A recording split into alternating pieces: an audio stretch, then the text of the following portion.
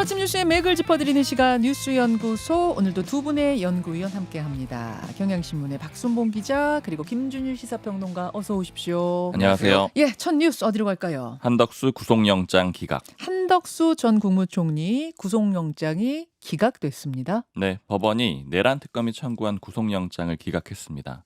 좀 가장 대표적으로 한 전 총리가 받고 있는 혐의는 내란 우두머리 방조 혐의거든요. 네. 좀 쉽게 말씀을 드리면은 그 윤석열 전 대통령이 작년 12월 3일에 계엄을 선포할 때 그때 한 전 총리가 그 전에 먼저 국무회의 엽시다 이렇게 건의를 했다라는 거예요. 그러니까 이거는 계엄 선포의 어떤 법적인 부족한 점을 좀 보완해주는 일종의 돕는 그런 행동이었다라고 본 거죠. 그러니까 이게 이제 방조 혐의가 된 것이다 이렇게 적용을 했고요. 그리고 한 전 총리가 계엄 선포문을 미리 보고도 실제 윤석열 전 대통령 탄핵 심판에서는 선포문 본 적 없다라 그랬거든요. 네. 이거에다 이제 위증 혐의를 적용을 한 겁니다. 그리고 이제 이외에도 여러 가지 혐의들이 있는데 가장 대표적인 게 이 두 가지 혐의라고 보시면 되는데요. 자, 이 두 가지 혐의를 가지고 특검이 구속영장을 청구했던 건데 법원이 기각을 시킨 배경은 뭔가요? 요약하면은 사실관계 같은 것들도 다툴 여지가 있고 증거인멸 우려도 없고 도주 우려도 없다 이렇게 요약을 해볼 수가 있습니다. 아하. 그러니까 특검의 판단을 전반적으로 좀 받아들이지 않았다라고 볼 수가 있어요. 음.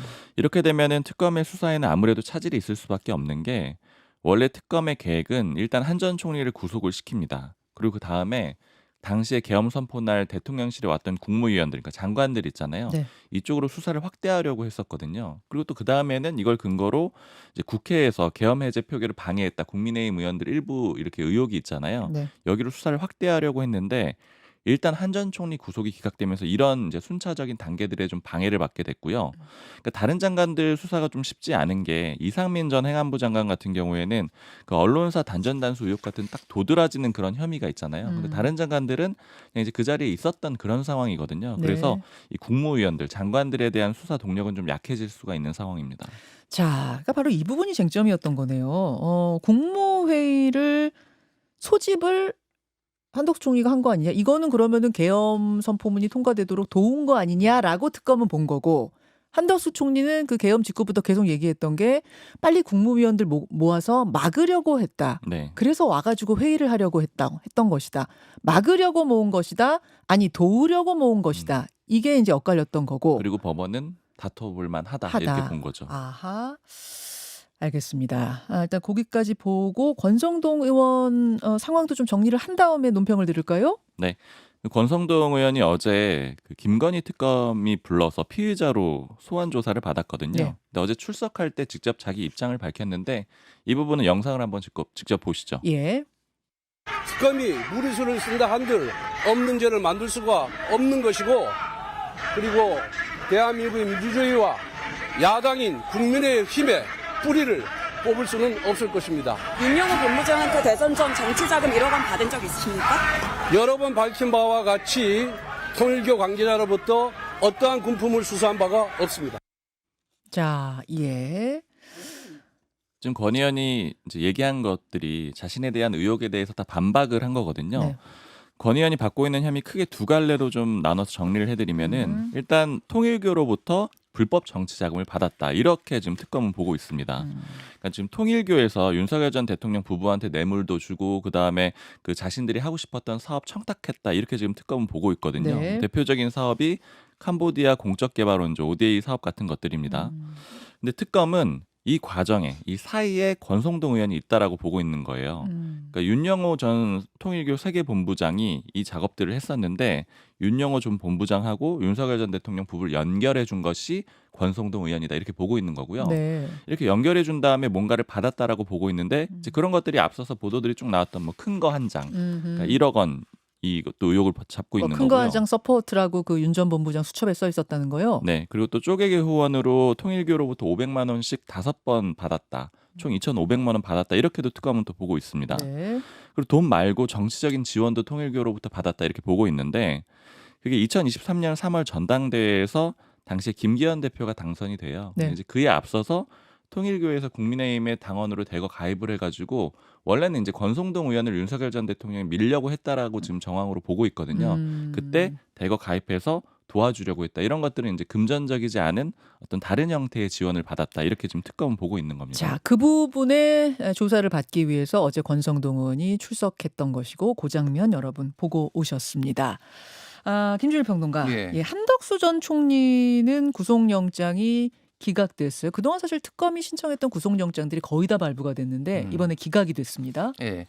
그래서 제가 뭐 다른 곳에서는 이거 가능성 좀 반반이다. 네. 그러니까 얘기를 했던 이유가 오늘 이제 법원이 봤던 그런 이유였어요. 그러니까, 그러니까 물론 이제 처음에 이 국무회의가 비상경 국무회의가 최초에 6명이 있다가 이제 11명으로 해서 굉장히 졸속이지만은 통과가 됐고 이런 과정이 있었는데 이거를 특검에서는 처음에 이제 부작위라는 표현을 썼었어요. 부작위. 예, 한덕수 총리가 그러니까 해야 할 일을 하지 않았다라는 거가 그런데 적극적으로 도왔다라고 좀 이제 뒤에 점점 수사를 하면서 이렇게 바뀌었거든요.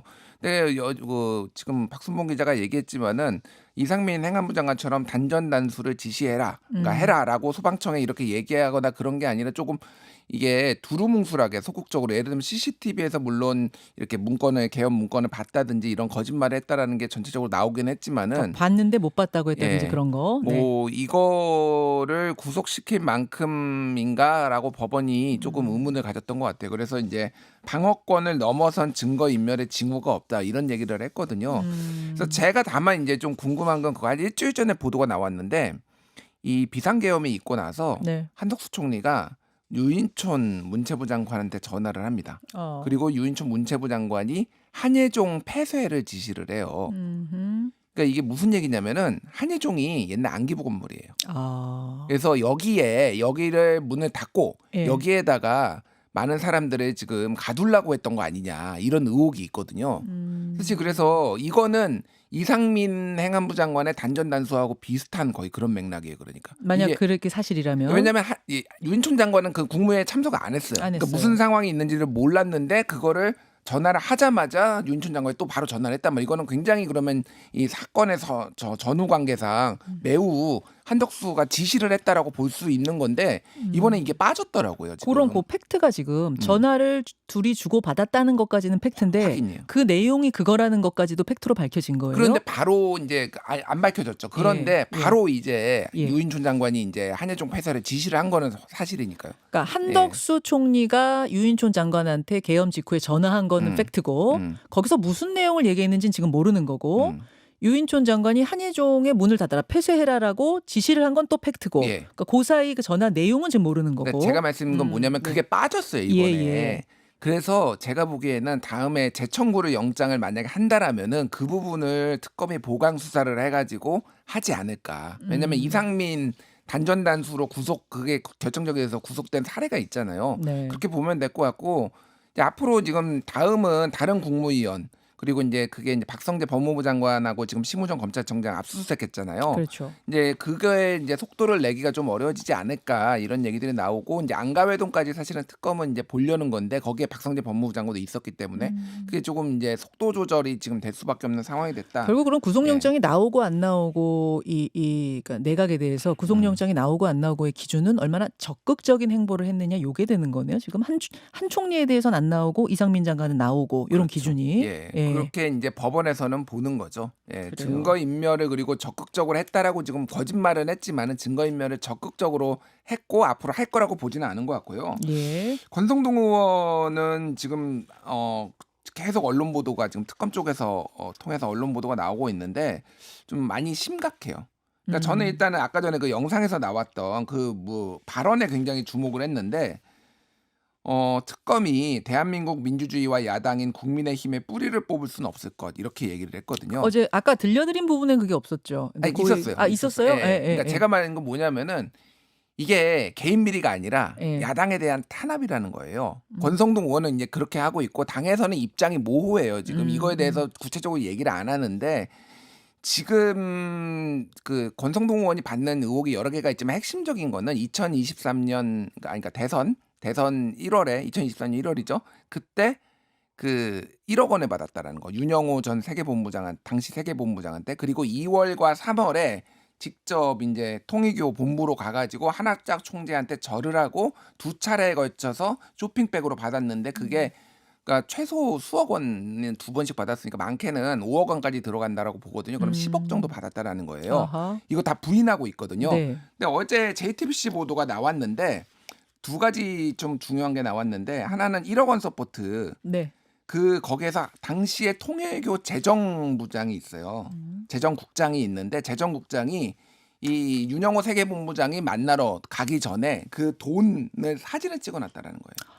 아, 큰 거 한 장을 예, 큰 거 한 장을. 1억 원을. 예, 그거를 근데 이제 두 사람은 부부기는 한데 원래 통일교는 이제 내부적으로 같이 결혼하는 네, 거 맞는데 네. 어쨌든 여기에서는 재정국장은 쉽게 얘기하면 돈 지출이 나가는 거는 다 증빙을 해놓는 거예요. 그러니까 이게 단순히 내가 안 받았다라고 하더라도 만난 것도 지금 뭐 확인이 됐고 그리고 돈까지 지금 찍혔다라는 이것까지 있고 또 하나가 지금 한학자 총재한테 가서 절하고 지금 돈 받았다라는 거 이것도 지난해 12월에 그 재정국장이 네. 그 통일교 비서실장인 정원주 씨한테 문자를 보내가지고 대선 때 권 의원이 천정궁에서 2차례 한학자 총재를 만났다라고 보고를 또 했다라는 거. 그리고 특별 보고를 한학자 총재한테 계속 나오는데 권성동이라는 이름이 5번이 나와요. 그러니까. 그러니까 이게 계속 나온다라는 거는 지금까지 얘기했던 윤영호가 얘기했던 것들을 다 지금 뒷받침하는 증거들이 구체적인 증거들이 계속 나온다는 이야기군요. 그렇기 때문에 이게 문제가 뭐냐면은 단순히 이게 권성동 개인 비리가 아니라 이게 대선 자금으로 쓰였을 가능성. 그러니까 이 뿌리라는 얘기가 이렇게 해석하는 분들도 많아요. 저도 좀 그렇게 들렸는데 내가 지금 이거 구속되면은 당의 뿌리가 흔들리니까 당이 나 도와야 된다. 이거 내가 혼자 어떻게 해먹은 돈이 아니다라는 이야기를 하는 것처럼 들리셨어요? 예. 그렇게들 나를 위해 받은 돈은 없다 그런 의미로. 그러니까 이게 개인 비리면은 사실은 당의 뿌리가 흔들린다 이런 식으로 얘기를 하는 게 아니잖아요. 물론 이제 뭐 본인은 그렇게 얘기하고 싶겠지만 전체적으로 보면은 이게 대선 자금이 만약에 나중에 이게 수사가 확대되면은요. 정당 국고보조금까지 다 환수 대상이에요. 보통 일이 아니에요. 그러니까 이게. 그렇군요. 권성동 의원은 물론 아까 말씀드린 대로 난 받은 돈이 전혀 없다. 전혀 받은 게 없다라고 이야기하고 있지만 계속 나오는 이런 정황들이 과연 어떤 식으로 이어져 갈지 지켜봐야겠습니다. 그런가 하면 국민의힘의 신임 장동혁 의원을 어제 우상호 정무수석이 찾아갔어요. 난 들고? 네. 예. 이재명 대통령이 그 자리에서 이제 우수석을 통해 가지고 영수회담을 제안을 했습니다. 영수회담 제안이요. 네. 그러니까 한미 정상회담이 끝나고 나서 회담 결과를 좀 말씀드리고 싶어 했다. 그리고 어느 분이 되든 당대표가 되든 인사를 잘 드리라고 지시했다. 이렇게 우수석이 얘기를 했거든요. 네. 그러니까 이재명 대통령 오늘 새벽에 귀국을 했습니다. 그러니까 이미 순방 가기 전에 지시를 해놨다라고 보시면 될 것 같아요. 우수석한테 누가 당대표가 되든지 간에 영수회담을 제안해달라. 이렇게 지시를 내렸던 겁니다. 근데 장동혁 대표는 아직 명확하게 입장을 밝히지는 않았어요. 입장이 야당 얘기가 충분히 수용이 돼야 되는데 그냥 단순하게 만나는 건 의미가 없다. 이런 정도의 좀 유보적인 입장을 내놨습니다. 안 하겠다라는 것도 아니고 아마 조금 더 고민하는 그런 상황이 이어질 것 같아요.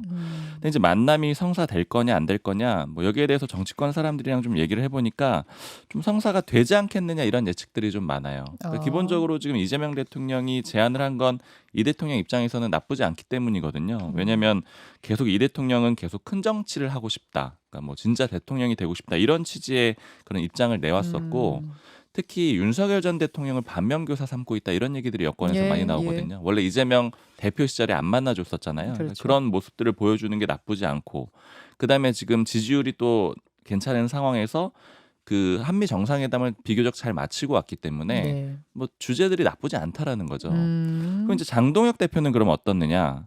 나오는 얘기들은 장동혁 대표 입장에서도 역시 좋다라는 거예요. 왜냐하면 야당 대표가 사실 제일 원하는 게 영수회담입니다. 대통령하고 1대1로 만나가지고 존재감도 확실하게 보여주고 그다음에 야당 대표로서 요구사항들도 얘기하고 이런 자리가 결코 나쁘지 않다라는 거죠. 그러니까 예전에 이재명 대표도 계속 요구해가지고 윤석열 전 대통령한테 뭐 써온 걸 읽기도 하고 이런 장면들이 있었잖아요. 맞아요. 결국 합의 맞기 때문에 좀 성사 가능성이 높지 않겠느냐 이렇게 예측을 하고 있습니다. 근데 어제 우상호 정무수석이 난을 들고 찾아갔을 때 그때 장동혁 대표의 이 답변은 조금은 모호했거든요. 영수회담을 할지 안 할지 이 방향성에 대해서 한번 그 장면 보고 올까요? 네. 대통령께서 보내주신 난을 들고 오셨는데요. 안타깝게도 우리 정무수석께서 난을 들고 오는 그 와중에도 오늘 본회의장에서는 난이 일어났습니다. 나를 잘 잡아서 왔어야 되는데 나를 잘못 잡아서 와서 여러 가지 좀 불편하신 것 같은데 저기 그러니까 난을 들고 오신 날 국회에서 난이 벌어졌습니다. 우상호 정무수석이 조금 난처해하는 그런 장면. 이건 영수회담 관련된 답변은 아니었고 네. 어제 국민의힘 추천목 인권위원 2명이 국회에서 부결이 됐거든요. 그러니까 예. 민주당 주도로 부결이 된 거죠. 그러니까 여기에 대해서 항의를 한 겁니다. 왜 자기들 몫인데 왜 안 받아들여줬지? 이렇게 좀 불만을 표한 거고요. 그렇죠. 어제 난 관련해서 또 좀 흥미로운 장면이 또 있었던 게 정청래 대표가 이 장 대표한테 축하난을 보냈다라는 거예요. 민주당 정청래 대표도 보냈어요? 네. 그러니까 원래는 음. 악수도 안 한다고 했었는데 예, 예. 축하난을 보냈으니까 좀 주목을 많이 받았죠. 음. 그래서 이제 좀 그 스탠스가 바뀐 거 아니야 이런 얘기들이 나오니까 정청래 대표가 페이스북에 글을 썼는데 그냥 그쪽에서 보냈으니까 상응한 조치를 한 것뿐이다. 지나친 상상은 뚝 이런 식으로 글을 적었습니다. 지나친 상상은 뚝. 네, 그만해라 이런 취지인데 그럼에도 불구하고 지금 이재명 대통령이 계속해서 좀 야당을 대화도 하고 좀 감싸 안아야 된다 이런 그 포지션을 취하고 있잖아요. 네. 그래서 이제 정청래 대표의 고민도 좀 보이는 지점이라고 볼 수 있을 것 같아요. 약간 정청래 대표가 출구 전략 같은 걸 좀 고민하고 있는 걸까요? 그럴 수 있다라고 예측들이 있는 게 이제 그 한미 정상회담에 대해서 설명을 하는 자리에 이제 정청래 대표도 불러질 가능성이 좀 있거든요. 예, 예. 그럼 이제 그 자리에서만큼은 이제 뭐 국가와 관련된 얘기들이니까 예. 좀 같이 있고 또 얘기도 하고 이런 식으로 좀 풀릴 가능성도 일부 있다라는 거죠. 아니 그 자리에 불려질 가능성이 있는 게 아니라 부르는 거 아니에요? 여당 대표인데? 뭐 아직 봐야 될 것 같아요. 왜냐면 이제 통상적으로 영수회담은 예. 그 형태에 대해서 야당 대표들이 1대1을 많이 요구를 하거든요. 왜냐면 여당 대표가 끼게 되면은 그럼 이제 분산도 되고 이러니까 그 형식을 어떻게 할지는 봐야 되겠지만 당연히 여권에선 같이 부르려고 할 가능성이 근데 제 있겠죠. 생각에는 지금 여당이 워낙 거대 여당이기 때문에 여당 빼고 야당 대표만 만나겠다 이렇게 영수회담이 될 것 같지는 않긴 한데 뭐 봐야겠습니다. 여하튼 여당 대표, 야당 대표, 대통령이 만나서 한미 정상회담에 대해서 설명하는 자리를 갖게 되면 자연스럽게 악수도 이렇게 참 거기서 안 하기도 애매하고 그럴 것 같아요. 대통령은 악수하고 네. 대표는 안 하고 약간 이런 그림도 좀 어색하잖아요. 고민이 많이 될 거예요. 자, 김준일 평론가. 그러니까 일반적으로 영수회담을 요구하는 거는 야당 대표가 요구를 하고요. 네. 야당 대표가 그리는 영수회담은 대통령하고 야당 대표랑 둘이 만나는 거예요. 늘 그렇죠, 늘. 예, 그러니까 그 일반적으로 그렇게 써. 영수회담은 그렇게 쓰고 다 같이 만나면요. 네. 여야 대표 회동이라는 표현을 좀 더 많이 씁니다. 그러니까 여기에서 그래서 제가 이제 궁금한 게 근데 지금 이재명 대통령은 순방의 성과를 지금 정상회담의 성과를 설명하는 자리잖아요. 맞아요. 그러면은 이거는 여당 대표, 야당 대표를 다 만나는 게 맞죠. 그러니까 그렇죠. 사실은 이제 지금 여러 가지로 조금 꼬여 있는 상황인데 결국은 만날 것 같기는 해요. 근데 네. 지금 국민의힘이 어제 인권위원 뽑는 문제로 지금 굉장히 여야 합의를 했는데 그거를 민주당이 뒤집었다라는 거고 그게 이제 원래 합의가 됐는데 원내대표가 이제 뒤집었다라는 거예요. 근데 그러니까 내용이 그런 겁니다. 새로 국민의힘이 추천한 사람이 과거에 정광훈 목사 변호하고 그리고 윤석열 탄핵 반대 뭐 이렇게 외쳤던 사람이니까 이거는 시민사회단체에서 난리가 지금 안 그래도 인권위가 완전 파행인 거거든요. 안창호 인권위원장부터 해서 반인권적인 사람들이 와가지고 인권이랑 아무런 상관이 없는 사람들이 왔는데 시민사회단체가 난리가 났으니 민주당에서도 그거를 받아들여 준 거고 그러다 보니까 이제 여야 관례가 깨지고 지금 모든 일정이 다 보이콧되고 이런 상황이에요. 네. 결국은 그래서 조금 시간이 조금 필요할 것 같다 지금 상황은 그런 거고 정청래 대표는 어제 대전 국립현충원 방문했는데 뭐 장동혁 대표 만날 거냐 네. 이 얘기에 이제 말을 안 했어요. 그냥 가겠습니다 이렇게 얘기를 했어요. 그러니까 출구 전략을 지금 고민하고 있어요. 사실 악수 안 하는 거 가지고 이렇게 기사가 많이 나오는 건 제가 처음 봤습니다. 제가 지금 이제 수십 년 정치를 보면서 아니 악수를 안 한 거 자체가 처음이기 때문에 예. 그런 기사가 많이 나오는 것도 처음일 수밖에 언젠가는 해야 없죠. 되니까 좀 적절한 모양새로 대통령하고 같이 만났을 때 그렇게 되는 거 아니냐 그런 얘기가 나와요. 알겠습니다. 요 국민의힘 얘기 나왔으니까 말인데 박순봉 기자. 네. 전한길 씨 지명직 최고위원으로 장동혁 대표가 지명하는 거 아니야? 뭐 이런 얘기 많았습니다만 본인이 안 한다라고 어제 밝혔고 네, 평당원으로 남겠다고 그렇게 했죠. 일단락이 되는 줄 알았는데 무슨 대구시장설 이런 게 나와요? 이게 김광진 광주시 문화경제부 시장이 그제 썼던 글이거든요. 그러니까 내년 대구시장에 이진숙과 전한길 중 누가 공천을 받게 될까 이런 식으로 글을 썼어요. 민주당 쪽 인사죠. 근데 아무래도 그 장동혁 대표가 소위 말하는 윤어게인 세력을 좀 안았기 때문에 이제 이런 예측들이 좀 나오게 된 거고요. 근데 이제 다만 제가 얘기들을 좀 국민의힘 쪽에 들어보니까 가능성은 좀 낮을 걸로 보는 게 이제 네. 아까 말씀하신 대로 그 평당원으로 돌아가겠다라고도 했고요. 네. 그다음에 이제 문제가 뭐냐면은 뭐 최고위원으로 지명을 한다거나 아니면 음. 대구시장 공천을 주게 되면은 송원석 원내대표랑 좀 각을 세워야 되는 상황이 올 수가 있어요. 장동혁 대표 입장에서는. 왜냐면 송원석 비대위원장 시절에 어쨌든 징계를 한 거잖아요. 근데 요게 좀 부담이 될 수가 있고 그다음에 지금 지방선거가 쉽지 않다라는 얘기들이 굉장히 많은데 뭐 설마 하는 분위기지만 대구시장도 어떨지 모르겠어 이런 얘기들이 국민의힘 내부에서 있거든요. 그러니까 특히 이제 김부겸 전 의원이 나오게 되면은 네. 되게 쉽지 않은 싸움이 될 수 있다라는 얘기들이 있는데 그런 상황에서 전환기 씨를 공천하게 되면은 질 수도 있다 이런 얘기들이 있기 때문에 고민이 좀 깊을 거라는 거죠. 어려울 거라는 거죠. 전한길 씨가 그 진영에서 뭐 갑자기 뜨는 스타 스피커는 맞습니다만 행정 경험이 있는 것도 아니고 정치 경험이 있는 것도 아닌데 갑자기 난데없이 대구시장 막 이렇게 나오니까 대구 시민들이 좀 어리둥절하실 것 같습니다. 네, 여기까지 수고하셨습니다. 감사합니다. 김현정의 뉴스쇼는 시청자 여러분의 참여를 기다립니다. 구독과 좋아요, 댓글 잊지 않으셨죠? 알림 설정을 해두시면 평일 아침 7시 10분 실시간 라이브도 참여하실 수 있습니다.